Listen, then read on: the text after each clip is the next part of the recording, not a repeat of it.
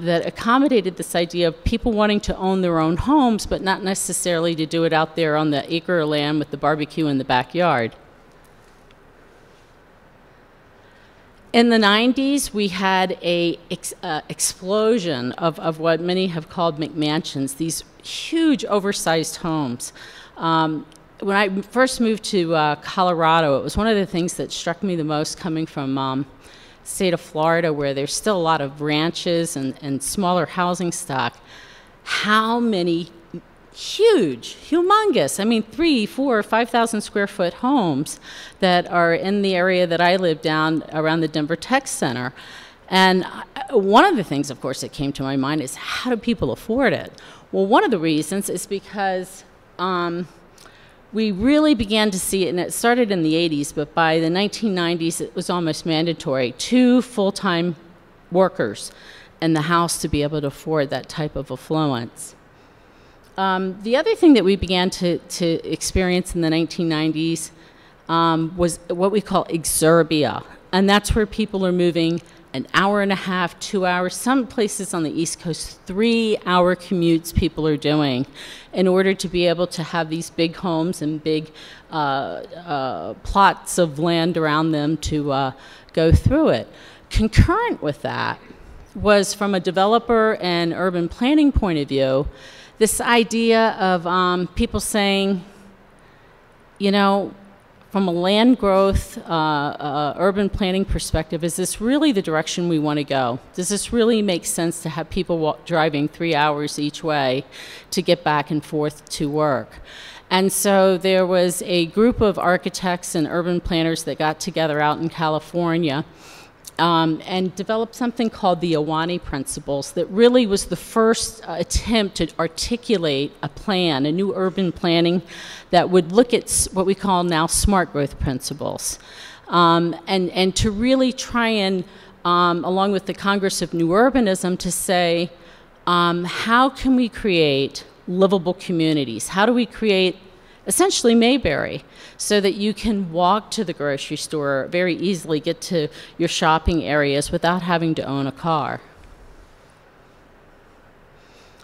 The 1990s also were really interesting. It's kind of an interesting federal piece of legislation, 1995 HOPA, which is the Housing, somebody else help me out here. HOPA, what does it stand for?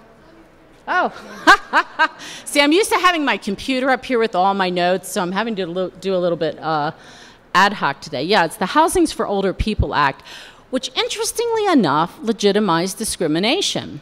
And what it said is that if 80% of your residents are 55 and older, and you create a neighborhood that provides things like universally designed homes and so forth, that it's okay to keep younger people out of that community because it's serving, quote, special needs. And in places like the Villages down in Florida, children are contraband if they're there over then a certain period of time. So it's really interesting. Can you imagine doing this with any other population of the United States? Can you imagine saying only Jewish people can live in this neighborhood, or only families can live in this neighborhood? We would not do this with any other segment of the population. I find it very interesting that we have done it with the senior population. The other interesting thing that happened at that juncture was this concept of the golden age of retirement, which I think we have pretty much eclipsed with the turn of the economic downturn. I don't think that we will ever, first off, the three-legged stool of retirement's got kicked out of most of us. How many people feel like they were going to retire in the past year or two, and it's like, now I'm never retiring? It's really interesting when you start talking to boomers that are in their late 60s that have worked 20, 30 years in government and really thought that in the next year or so that they were going to be able to retire.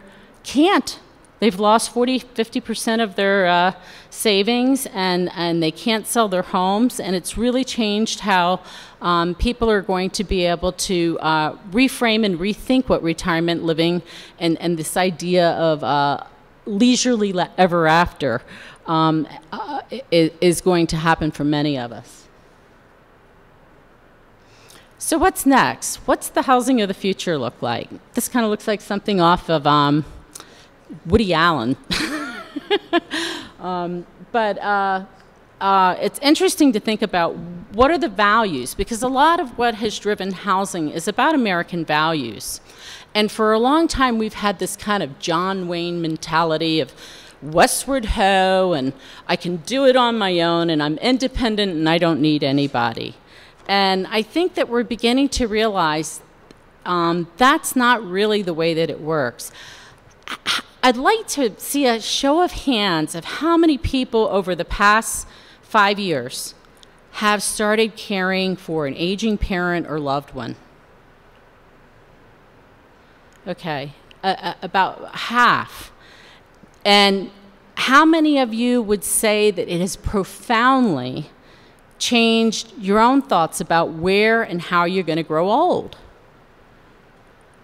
It's huge. When you see your parents struggling to stay in that family home with 30, 40 years that just maybe have 3 or 4 steps, but there's no bathroom on the main floor, and the neighbors have all moved away, and essentially they're sitting at the kitchen table every day, surfing through whatever programs that they may be watching, or maybe doing the crossword puzzle. But the older they get and the less able they're able to access public transportation, the smaller their universe becomes. And in some work that I'm doing with Dr. Bill Thomas and some research that we're actually looking at, I would hypothesize to say that loneliness, boredom, and helplessness, which we consider to be the 3 plagues of nursing homes, are at a far greater number than anybody realizes for people, quote, aging in place. So I keep getting ahead of myself here. So can we go back one slide, please? One more. So one of the things that boomers are beginning to really give some thought to, because we have this kind of false dichotomy of what our choices are. On the one end, we've got nursing homes, which represents for most of us the ultimate in giving up independence, the ultimate in giving up choice. And I guarantee you, if you ask a group of people 75 and older, where do you want to stay for the rest of your lives? Nobody raises their hand and says, I think I want to move to a nursing home. Over and over and over again, studies that we've done with AARP, MetLife, and others, always more than 90% say, I want to stay in my own home. And this is kind of the John Wayne mentality. I'm going to stay there to the end. I'm going to do it on my own. I may occasionally have to tap into friends and professional services, but that's my end goal. And what I'd like to propose to you today is that we have to think beyond what those alternatives are. And in fact, we already are. So the new paradigm for the 21st century is looking at, if aging in place by yourself or with maybe your spouse is on one end of the spectrum, and on the other end we have nursing homes, what is this new area that's developing? And it already has been developing, but it's starting to accelerate at a very quick rate. And some of these values of interdependence, mutual support, being engaged, are what's driving the development